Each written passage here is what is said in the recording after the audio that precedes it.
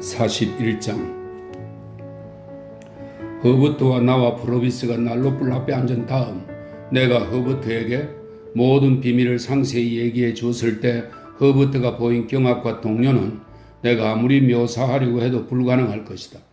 나 자신이 느꼈던 감정이, 그 중에서도 특히 나를 위해 그렇게 많은 것을 행한 그 사람에 대한 내 혐오감이 허버트의 얼굴에 반영되어 나타나는 것을 보았다는 것만으로도 나는 족하다. 그 사람과 우리를 구분지어 놓을 다른 상황이 설령 전혀 존재하지 않았다고 해도 내 이야기에 대해 그가 보인 의기양양한 태도 하나만으로도 그와 우리는 충분히 구분되고 남았을 것이다. 자신이 돌아온 이래 한번 천하게 굴었던 일을 귀찮을 정도로 의식하는 것을 제외하고 그는 내가 나의 행운에 대해 흠잡을 가능성이 조금도 없다고 생각하고 있었다. 자기가 나를 신사로 만들었다는, 그리고 자신의 풍부한 재력에 의지하여 내가 그 신사 역할을 훌륭히 수행하는 모습을 보러 왔다는 그의 자랑은 나에 대한 것만큼이나 자기 자신에 대한 것이기도 했다. 그리고 그것이 우리 둘 다에게 몹시 즐거운 자랑거리라는 것과 우리 둘 다 그것을 아주 자랑스럽게 여겨야 한다는 것은 그의 마음속에 확고하게 정립된 결론이었다. 하지만 이봐라 피부의 친구, 그는 한참 동안 떠벌리고 난 뒤 허버트에게 말했다. 난 내가 여기 돌아온 후로 한 30초 동안 천하게 굴었다는 걸 잘 알고 있다. 피입에게도 내가 천하게 굴었다는 걸 잘 알고 있다고 말했지. 하지만 그 점에 대해서 걱정하지 말게. 피입을 신사로 만들었고 또 피입이 널 신사로 만들게 하겠다고 말한 내가 너희 두 사람에게 합당한 게 뭔지 모를 리 없다. 얘야, 그리고 피입의 친구야. 너희 둘은 앞으로 내가 언제나 점잖은 입마개를 차고 있을 거란 점을 믿어도 좋다. 내가 천한 모습을 드러냈던 그 30초 이후로 난 쭉 입마개를 차고 있었다. 지금 이 순간도 차고 있고 앞으로도 항상 차고 있을 거다. 허버트는 틀림없이 그러실 줄 믿습니다 라고 말했지만 그 사람의 말이 아무런 특별한 위안도 주지 못한 것 같은 얼굴로 당혹스럽고 낙심한 표정을 계속 짓고 있었다. 우리는 그가 그의 숙소로 가서 우리 둘만 남게 될 때를 간절히 기다렸다.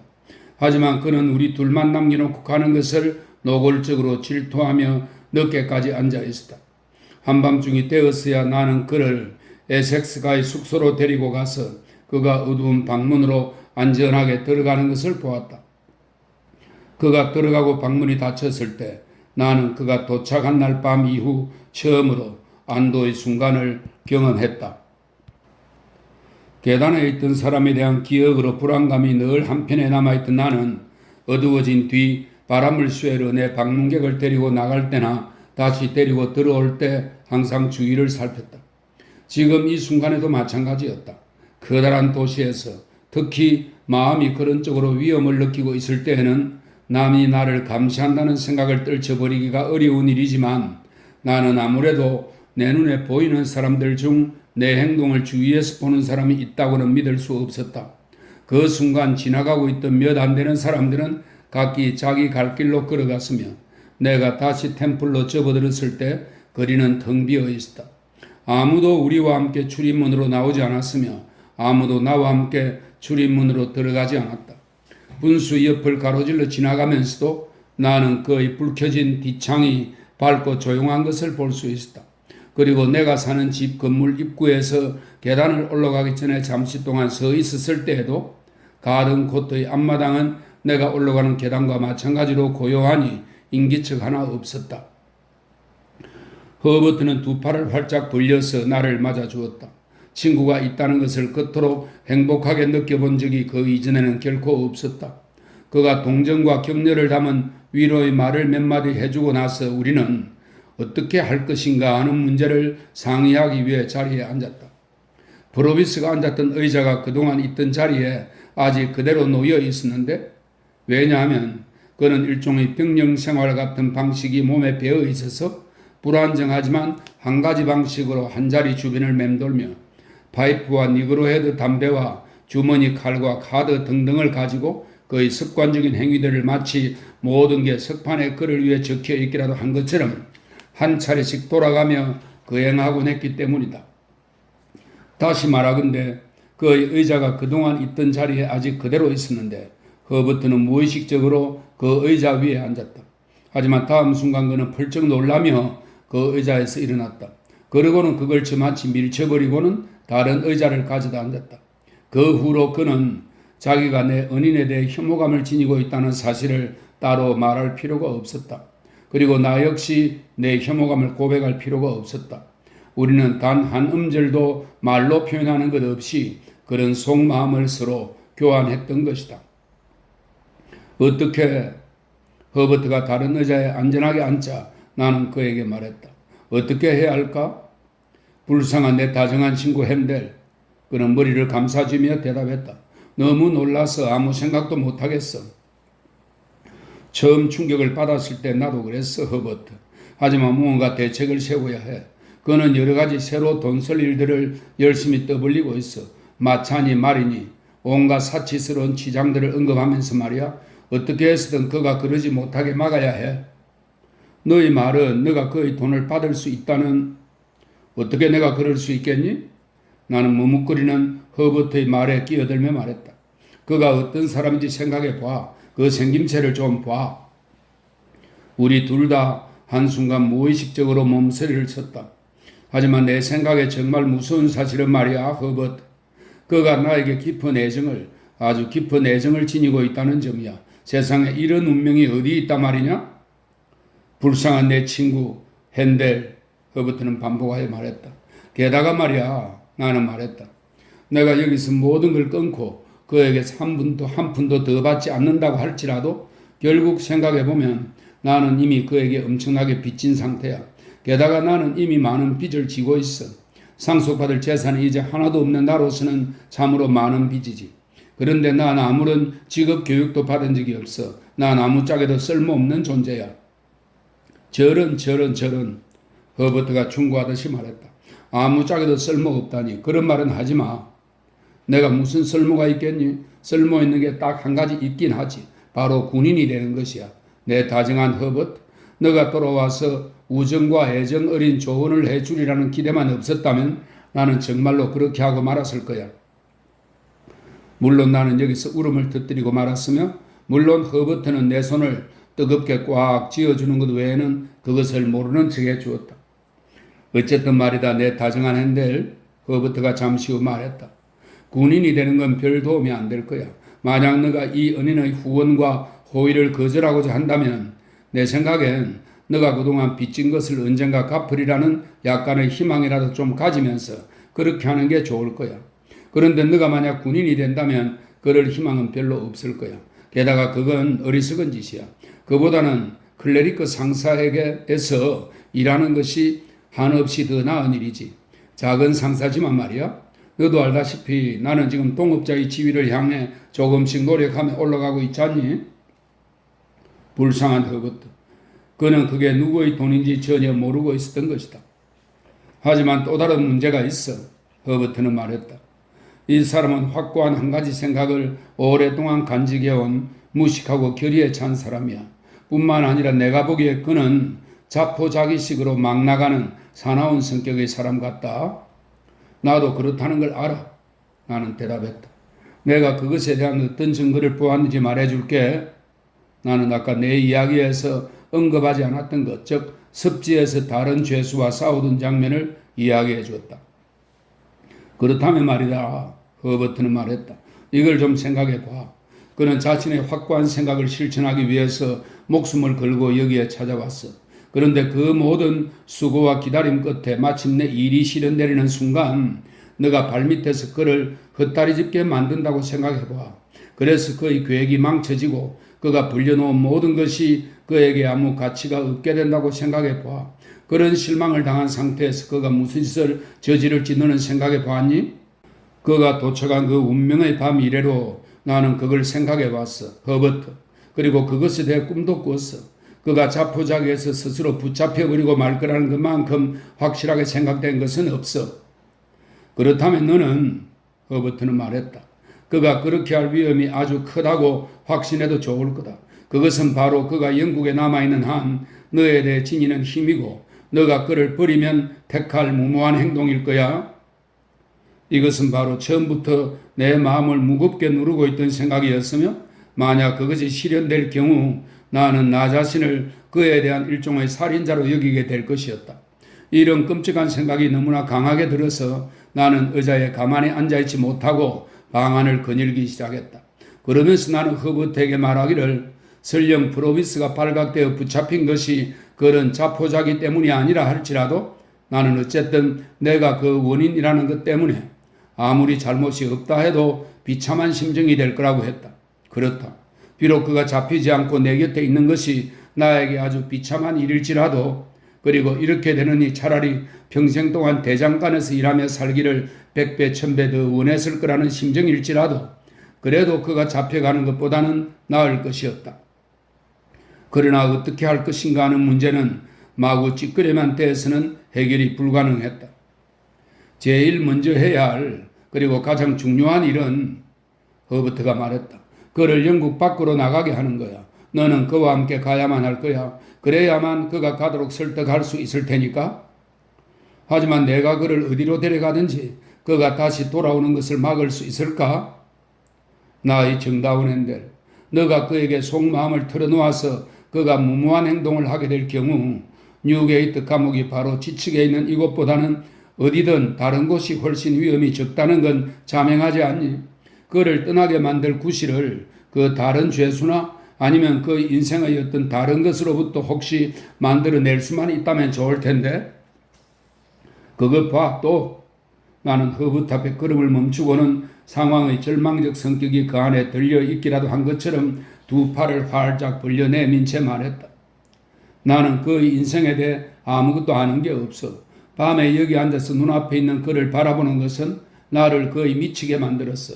내 행운과 불행에 그토록 깊이 결부되어 있으면서도 내 어린 시절 이틀 동안 나를 공포에 질리게 했던 비참한 인간이란 것 말고는 정말 아무것도 아는 게 없는 그를 눈앞에 두고 바라보는 것은 말이야. 허버트는 의자에서 일어나더니 그의 팔을 내 팔에 끼웠다. 그리고 우리는 함께 카펫을 응시하며 방안을 이리저리 천천히 거닐었다. 핸델, 허버트가 걸음을 멈추며 말했다. 너는 그에게 더 이상 어떤 신세도 질 수 없다고 확신하고 있지, 그렇지? 전적으로 그래. 너가 내 입장이라면 너도 틀림없이 그러겠지? 너는 또 그와 관계를 끊어야만 한다고 확신하고 있지? 허버트, 그건 물어볼 필요도 없는 것 아니니? 그런데 너는 그가 너 때문에 목숨을 잃을 위험을 무릅쓴 걸 걱정하고 있고 또 걱정해 줄 결심이지. 그래서 너는 가능하다면 그가 그 목숨을 내버리지 않도록 막아야 한다고 생각하고 있지. 그렇다면 말이다. 너는 그에게서 너 자신을 떼어내기 위해 손가락 하나라도 까딱하기 전에 먼저 그를 영국 밖으로 데리고 나가야만 해. 일단 그 일을 수행한 다음엔 아무쪼록 너가 하고 싶은 대로 너 자신을 떼어내도록 해. 그 결과는 내가 함께 끝까지 지켜봐 줄 테니까 친구야. 그것에 합하여 악수를 나누고 다시 방안을 이리저리 거니는 것은 그나마 위안이 되었다. 일단 그 일만이라도 수행하고 보기로 했으니 말이다. 자, 허버트, 나는 말했다. 그의 지난 인생에 대해 알아내는 것에 대해서 말이야. 내가 아는 한 딱 한 가지 방법밖에는 없어. 바로 그에게 단도직입적으로 물어보는 거야. 그래, 허버트는 말했다. 내일 아침에 식사하러 와서 앉았을 때 물어봐. 그는 아까 허버트와 헤어지면서 우리와 함께 아침 식사를 하러 오겠다고 말했던 것이다. 이런 계획을 세워놓은 다음 우리는 잠자리에 들었다. 나는 그에 대해 더없이 사나운 꿈을 꾸었으며 잠에서 깼을 때 여전히 기분이 우울한 상태였다. 잠에서 깬 나는 또한 간밤에 잊고 있었던 두려움, 즉 돌아온 유형수로서 그가 발각되지는 않았나 하는 두려움에 다시금 사로잡혔다. 그리고 깨어있는 동안 그 두려움에서 결코 벗어나지 못했다. 그는 약속한 시간에 왔다. 그리고 주머니 칼을 꺼내 들고는 식사를 하러 자리에 앉았다. 그는 자신의 신사가 탄탄하게 그리고 신사답게 세상에서 행세하도록 할 계획으로 가득 차 있었다. 그러고는 나에게 주고 간 그 돈지갑의 돈을 어서 빨리 쓰라고 재촉했다. 그는 우리의 거처와 자신의 숙소를 임시적인 거주지로 여겼다. 그래서 나에게 하이드파크 근처의 물 좋은 저택 하나를 즉시 찾아보라고 충고하면서 그러면 자기도 거기서 쪽방 하나 차지하고 함께 지낼 수 있을 거라고 말했다. 그가 아침 식사를 마치고 주머니 칼을 다리에 문질러 닫고 있을 때 나는 뜸들이지 않고 곧장 그에게 말했다. 어젯밤 당신이 가고 난 뒤 내 친구에게 습지대에서 우리가 군인들을 따라서 당신을 발견했을 때 당신이 벌이고 있던 그 싸움에 대해 이야기해 주었습니다. 기억하시나요? 기억하냐고? 그는 말했다. 물론이지. 우리는 그때 그 사람에 대해 그리고 당신에 대해 좀 알고 싶습니다. 내가 간밤에 이야기할 수 있었던 것 이상으로 당신과 그 사람에 대해서 모른다는 것이 좀 이상하게도 생각됩니다. 특히 당신에 대해서는 더욱 그렇습니다. 기회가 또 있겠지만 지금 이 순간도 우리가 좀 더 알 수 있는 좋은 기회가 아닌가 싶습니다. 글쎄다. 그는 잠시 생각해 보더니 말했다. 이봐, 피버의 친구. 넌 맹세했다는 걸 잘 알고 있겠지? 물론이지요. 허버트가 대답했다. 잘 알겠지만 내가 말하는 건 어떤 것이든 그는 힘주어 말했다. 그 맹세에 모두 해당되는 거다. 그렇게 명심하고 있겠습니다. 그리고 잘 듣거라. 내가 무슨 짓을 저질렀든 그건 노역으로 그 값을 다 치렀다. 그는 다시금 힘주어 말했다. 그런 줄로 믿습니다. 그는 자기의 검정색 파이프를 꺼내서는 니그로에드 담배를 채워넣기 시작했다. 그러다가 문득 손에 엉겨붙은 담배 부스러기를 바라보더니 그것이 자신이 할 이야기의 실마리를 흥크러지게 할지 모른다는 생각이라도 한 듯이 동작을 멈추었다. 그는 담배를 다시 집어넣은 다음 파이프를 상의의 단축 구멍 한 곳에 꽂고는 양 무릎 위에 한 손씩 펴서 올려놓았다. 그러고는 잠깐 동안 성난 눈길로 난로불을 말없이 바라보다가 마침내 우리를 돌아보고는 다음과 같은 이야기를 했다. 42장. 얘야, 그리고 피버의 친구야. 난 너희들에게 내 지난 인생을 노래나 이야기책처럼 들려주진 않겠다. 하지만 너에게 먼저 짧고 간단하게 그걸 요약한다면 난 즉시 한마디로 다음처럼 말할 수 있을 거다. 감옥에 들어갔다 나왔다, 들어갔다 나왔다, 들어갔다 나왔다 라고 말이야. 자, 이걸로 너희는 다 들은 거나 마찬가지다. 피비 나에게 친지를 베푼 뒤 배에 실려 유영지로 떠날 때까지의 내 인생은 그게 전부였으니까 말이다. 난 온갖 일을 겪을 만큼 실컷 다 겪었다. 교수형 당하는 것만 빼고 말이다.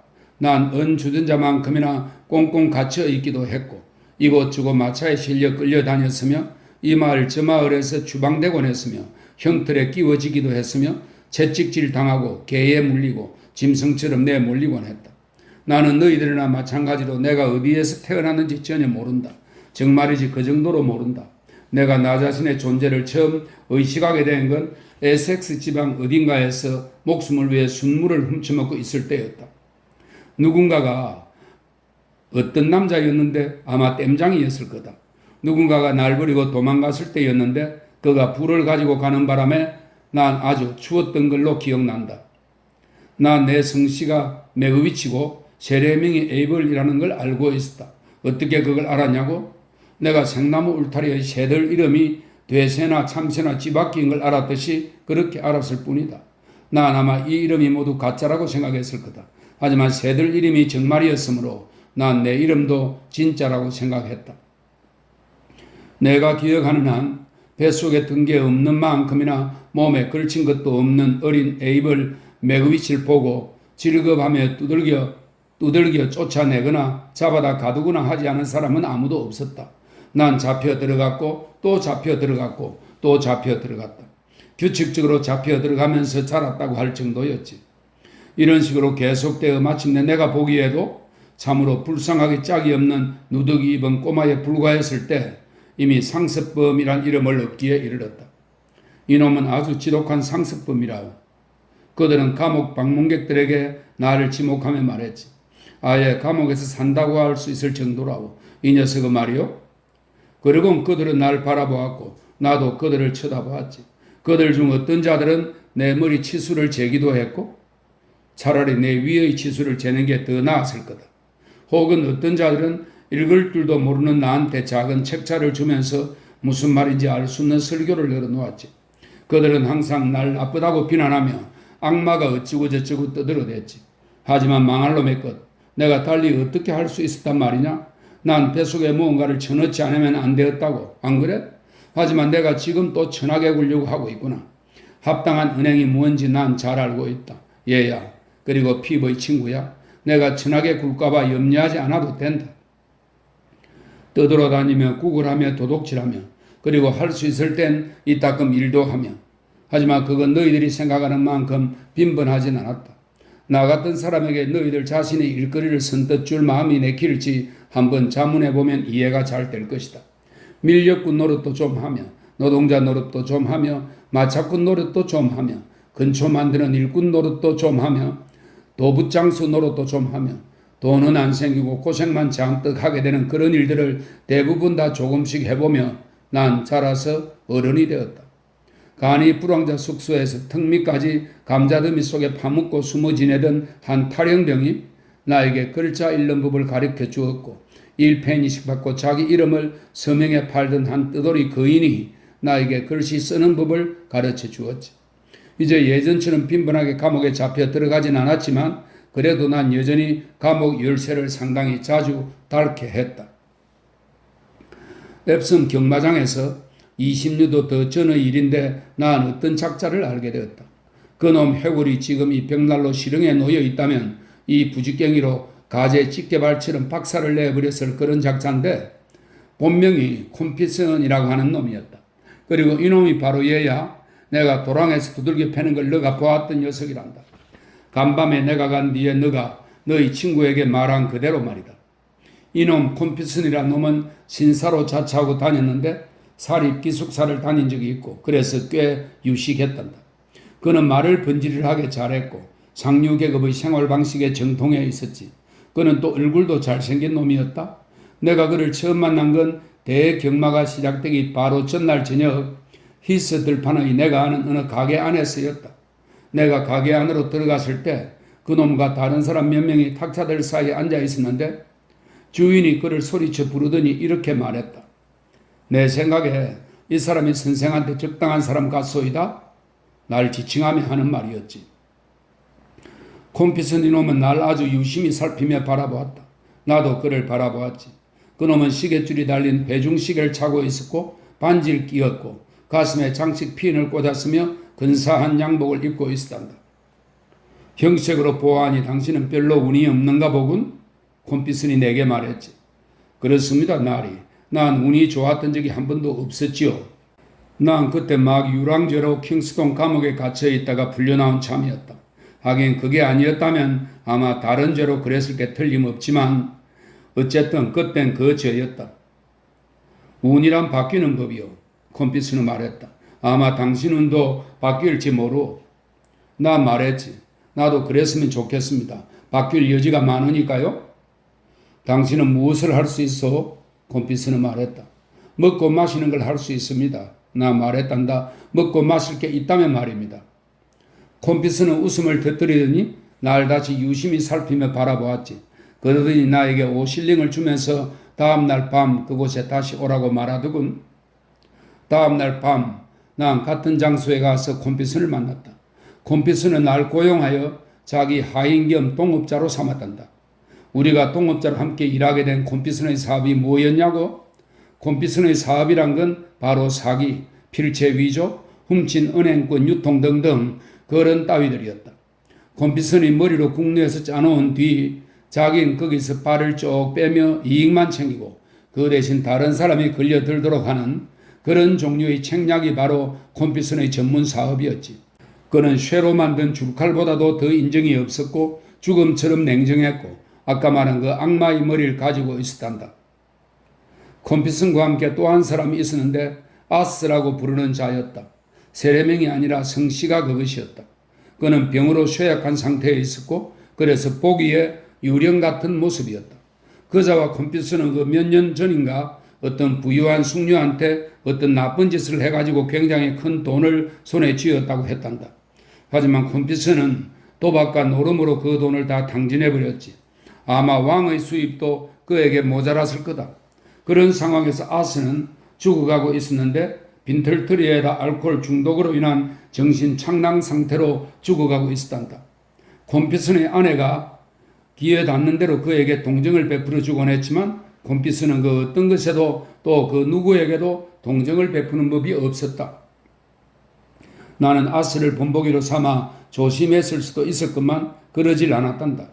그리고 난 내가 꼼꼼하게 조심했던 것처럼 말할 생각도 없다. 그런 죄봤자 무슨 소용이 있겠느냐? 얘야. 그리고 피부의 친구야. 그리하여 난 콤프슨과 일하기 시작했고 그의 손에서 놀아나는 가련한 도구가 되었단다. 아스는 콤피슨네 집 꼭대기 방에서 살았는데 콤피슨은 그의 숙식 비용을 아주 은밀하게 하루하루 계산해 나갔지. 그가 혹시 몸이 좋아져서 갚을 수 있을 경우를 대비해서 말이야. 하지만 아스는 곧 그 계산을 끝장나게 했지. 내가 그를 두 번째인가 세 번째 보았을 때였는데 밤늦게 그가 잠옷만 걸치고 머리카락은 온통 땀에 흠뻑 젖은 채 콤피슨의 거실로 날뛰듯이 내려오더니 콤피슨의 아내에게 말했단다. 셀리, 그녀가 지금 2층 내 방에 와 있어. 난 그녀를 쫓아버릴 수가 없어. 그녀는 온통 하얀 옷을 입고 머리엔 하얀 꽃을 꽂고 있다오. 그는 또 말했다. 끔찍하게 미친 모습인데 팔에다 수의를 늘어뜨리고 있어. 그리고 아침 5시에 그걸 나한테 입히겠다고 말하고 있어. 콤피슨이 말했다.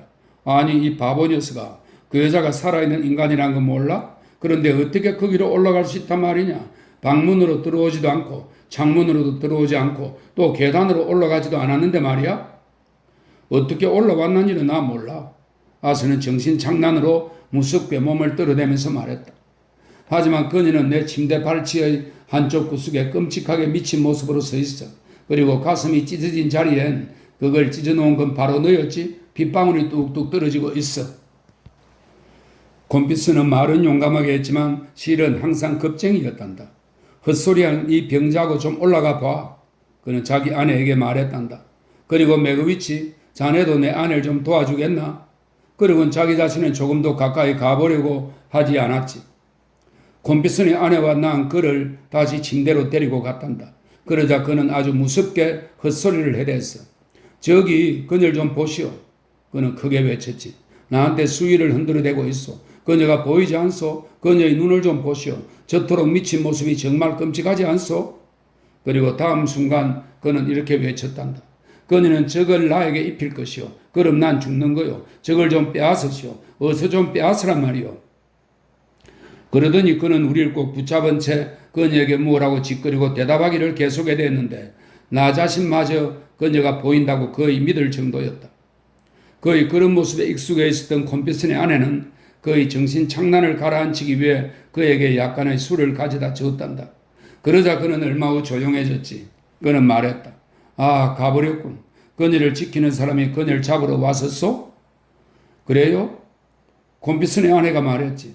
그 사람한테 그녀를 안에다 가두고 빗장을 질러 놓으라고 말했어. 네. 그리고 그 혐오스러운 수의도 뺏으라고 말했어? 네, 그랬어요. 다 잘 말했어요. 당신은 좋은 사람이요. 그는 말했다. 무슨 일이 있어도 내 곁을 떠나지 말아줘. 그리고 고맙소. 그는 5시 몇 분 전까지 아주 조용히 잠들어 있었다. 그러다가 그 시간이 되자 다시 비명을 지르며 벌떡 깨어나더니 큰 소리로 비명을 질러대기 시작했지. 여기 그녀가 나타났어. 다시 수위를 들고 있어. 그녀가 그걸 펼치고 있어. 그녀가 구석에서 나오고 있어. 그녀가 침대로 다가오고 있어. 날 좀 잡아주시오. 당신들 둘 다 함께 한쪽씩 꼭 좀 잡아주시오. 그녀가 저 수위로 날 건드리지 못하게 하시오. 하하하. 그녀는 금방 날 놓쳤다오. 아, 그녀가 저 수위를 내 어깨 위로 씌우지 못하게 하시오. 그녀가 날 들어올려 수위를 내 몸에 감지 못하게 하시오. 그녀가 날 들어올리고 있어. 날 좀 눌러주시오. 다음 순간 그는 벌떡 몸을 이렇게 세웠다가는 이내 푹 꼬꾸라지며 숨이 끊어졌다. 콤피스는 그가 그렇게 죽어 없어진 것을 쌍방에게 잘된 일로 시원하게 받아들였다. 그와 난 곧 바빠졌는데 그는 먼저 나로 하여금 내가 가지고 있는 책에다 내가 너희 친구를 맹세시켰던 여기 이 작은 검정색 책 말이다. 얘야, 맹세하게 만들었단다. 콤피슨이 국리에 내고 내가 실행했던 많은 일들을 다 자세히 이야기하지는 않겠다. 그러려면 일주일은 좋게 걸릴 거다. 얘야, 그리고 피부의 친구야.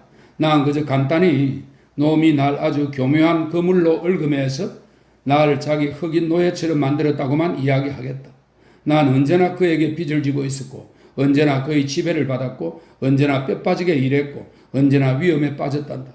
그는 나보다 나이가 어렸지만 꾀가 많았고 유식했으며 나보다 500배는 우월한 위치에 있었단다. 반면에 자비심은 눈꼽만치도 없는 놈이었지. 내가 아주 힘들게 함께 살았던 내 마누라는 하지만 잠깐 난 아직 그녀 이야기를 하지 않아. 그는 당황한 태도로 주위를 둘러보았다. 마치 자신의 기억의 책에서 읽고 있던 자리를 놓치기라도 한 것 같은 표정이었다. 그는 얼굴을 돌려 난로불을 바라보더니 무릎 위의 양손바닥을 좀 더 넓게 폈다. 그러고는 양손을 들어 올렸다가 다시 내려놓았다. 그 이야기까지 할 필요는 없지. 그는 다시 한번 주위를 둘러보며 말했다. 콤피슨과 일하던 시기는 내가 겪은 가장 힘든 시기였다고 해도 별로 틀리지 않다. 그 말을 하면 모든 걸 다 말한 셈이 된다. 그런데 콤피슨과 일하는 동안 내가 혼자 경범죄로 재판을 받았다는 이야기를 내가 했느냐? 나는 아니라고 대답했다. 그렇다면 그는 말했다. 난 재판을 한 번 받았단다. 그리고 유죄 판결을 받았지. 그 밖에 범죄 혐의로 체포된 게 콤피슨과의 관계가 지속되었던 그 4, 5년 동안에 2, 3번인가 있었는데 그때마다 증거가 부족했단다. 그러다 마침내 나와 콤피슨은 둘 다 중죄로 구속을 당하게 되었단다. 훔친 은행권을 유통한 혐의였지. 그리고 여기에 다른 혐의들이 딸려 있었지. 콤피슨은 나에게 말했다. 변호를 분리하자. 서로 연락하지 말자. 그러고는 그게 전부였지. 나는 비참할 정도로 몹시 가난했기 때문에 등짝에 걸친 것만 빼고 가진 옷을 모두 팔아서 겨우 제 것을 변호사로 살 수 있었다. 우리가 피고석에 앉았을 때 내가 제일 먼저 알아차린 건 바로 고수머리에 검정색 양복을 입고 윗주머니에 하얀 손수건을 꽂은 콤피슨이 얼마나 훌륭한 신사처럼 보이는가 하는 것과 반면에 난 얼마나 천하고 불쌍한 쌍놈처럼 보이는가 하는 거였다. 검사의 기소가 시작되고 증거가 요약되어 제시되었을 때 난 그 모든 게 나한테는 얼마나 무겁게 걸려있고 반면에 그에겐 얼마나 가볍게 걸려있는가를 알아차렸다. 정인석에서 정문이 이루어졌을 때 난 내가 언제나 일을 주도한 사람으로서 범인이라고 맹시할 수 있는 악당이 되어 있다는 걸, 그리고 내가 언제나 돈을 받은 사람으로 되어 있다는 걸, 또 내가 언제나 범죄를 실행하고 이익을 챙긴 사람처럼 되어 있다는 걸 알아차렸다. 하지만 변론이 시작되자 난 그 모든 계략을 더욱더 분명히 알게 되었다. 왜냐하면 콤피슨의 변호사가 이렇게 말했기 때문이다. 재판장님, 그리고 배심원 여러분, 여기 여러분 앞에 여러분의 두 눈으로 확연히 구분할 수 있는 두 사람이 나란히 앉아 있습니다. 한 사람은 나이가 좀 더 적고 교육을 잘 받았으며 그런 사람으로서 다뤄질 사람입니다. 또 한 사람은 나이가 더 많고 교육을 못 받았으며 그런 사람으로서 다루어질 사람입니다. 나이가 적은 한 사람은 오늘의 이 사건들에서 목격된 경우가 거의 없이 그저 혐의만 있는 사람입니다. 나이가 많은 다른 한 사람은 이 사건들에서 항상 목격되고 그래서 범죄 사실이 항상 분명히 잡히는 사람입니다. 여러분은 망설일 수 있겠습니까? 이 사건의 범인이 한 사람뿐이라면 그게 과연 누구일지, 그리고 만약 두 사람이라면 누가 단연 진짜 악당일지에 대해서 말입니다. 라는 식으로 말이다. 인품의 문제가 나왔을 때도 학교에 다닌 사람은 콤피슨이 아니냐, 이런저런 지위에 있는 사람들은 거의 학교 친구들이 아니냐, 이런저런 사교 모임이나 클럽에서 그를 알고 지냈다는, 그것도 그에게 호의적으로 말하는 증인들이 있는 것도 콤피슨이 아니냐 하는 식이었다. 그리고 나에 대해서는 이 자는 전에도 재판을 받은 적이 있지 않느냐, 이 자는 도처에 온갖 소년원과 구치소를 뻔질나게 드나들던 사람이 아니냐 하는 식이었다. 그리고 피고 진술을 하는 순수가 되었을 때 얼굴을 이따금씩 하얀 손수건에 파묻으며 아 하는 단식과 시 구절들까지 섞어가며 그들에게 진술할 수 있었던 사람은 바로 콤피슨이 아니었겠느냐? 그리고 그저 신사님네들, 내 옆에 이자야말로 완전 지독한 악당입니다 라고 밖에 말하지 못한 사람은 바로 내가 아니었겠느냐? 그리고 배심원의 판결이 나왔을 때 훌륭한 인품을 지녔지만 친구를 잘못 사귄 탓에 그리 되었다는 점과 나에 대해 그가 줄 수 있는 모든 정보를 제공했다는 점을 고려하여 자비가 베풀어지기를 바란다고 추천받은 건 콤피슨인 반면 유죄라는 단 한마디밖에 듣지 못한 건 내가 아니었겠느냐? 그리고 내가 콤피슨에게 이 법정에서 나가자마자 니놈 낯짝을 박살내 부리겠다라고 말했을 때 판사에게 보호를 간청하여 2명의 간수가 우리 둘 사이에 서 있게 한 건 콤비슨이 아니었겠느냐? 그리고 선고가 내려졌을 때 7년형을 받은 건 그놈이고 14년형을 받은 건 당연히 나였으며 아주 잘 될 수도 있었던 사람인데 그렇게 됐다며 판사가 안타깝게 여긴 건 그놈인 반면 포악한 성정을 지닌 상습범으로서 앞으로 더욱더 나쁜 짓을 할 가능성이 높은 악당으로 판사가 간주한 건 바로 내가 아니었겠느냐? 그는 끓어오르는 울분으로 굉장히 격앙된 상태가 되었다. 하지만 그는 그걸 억눌렀다. 그는 두세 번 숨을 짧게 들이쉬고 역시 두세 번 침을 삼킨 다음 나에게 손을 뻗으며 다짐하는 태도로 이렇게 말했다. 난 천하게 굴지 않을 거다 얘야. 그는 너무나 뜨겁게 열이 올라서 손수건을 그의 얼굴과 머리와 목과 양손을 닦고 난 다음에야 비로소 말을 계속할 수 있었다. 콤비슨 놈의 낯짝을 박살내 버리겠다고 그놈에게 말했더랬는데 난 정말 그렇게 할 수만 있다면 하나님이 내 낯짝을 박살내도 좋다고 맹세했다. 우린 똑같은 감옥선에 수용되어 있었지만 난 오랫동안 그놈에게 다가갈 수 없었다. 애를 많이 썼지만 말이다. 하지만 마침내 난 그의 등 뒤로 다가가서는 놈의 뺨을 한 대 쳐서 돌려 세운 다음 박살나도록 힘껏 놈을 후려갈겼다. 내 행동은 즉시 눈에 띄었고 나는 붙잡혔다. 그 감옥선 감방은 수영과 잠수를 잘할 수 있는 나 같은 감방 전문가에게는 그리 튼튼한 것이 못 되었다. 나는 곧 강 기슭으로 도망쳐 나왔지. 그러고는 무덤 사이에 숨어서 모든 게 끝장나 무덤 속에 누워있는 사람들을 부러워하며 주위에 떨고 있었는데 얘야, 바로 그때 널 거기서 처음 만난 거란다.